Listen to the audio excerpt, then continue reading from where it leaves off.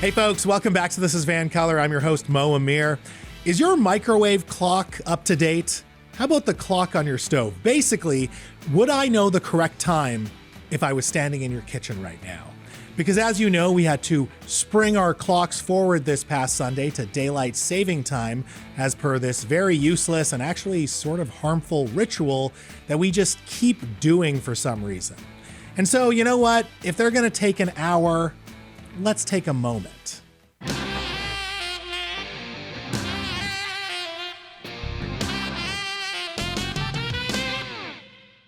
Can we just make daylight saving time permanent already?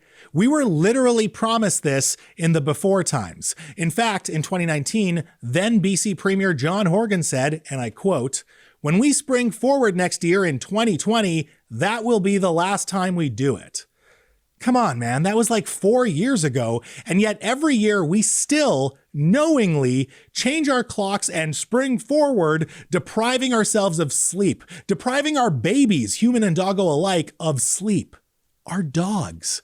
Statistically speaking, we suffer more heart attacks and we even crash our cars more the day after we spring forward. This is a failed experiment in time travel, okay? Like, we have a century of data proving that we can't handle it, and yet we continue to microdose jet lag because 100 years ago, nations at war needed to preserve coal. And here's the thing.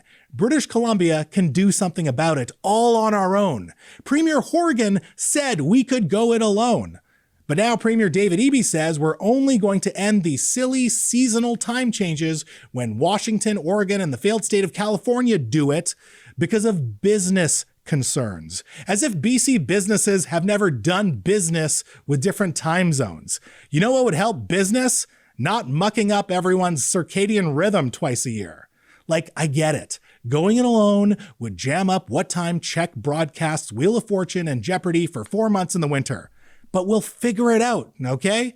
Because this is what left coast leadership does best.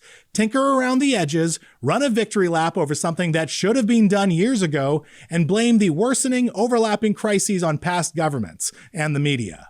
We'll let you have it, Premier Eby. Just let us have our sleep.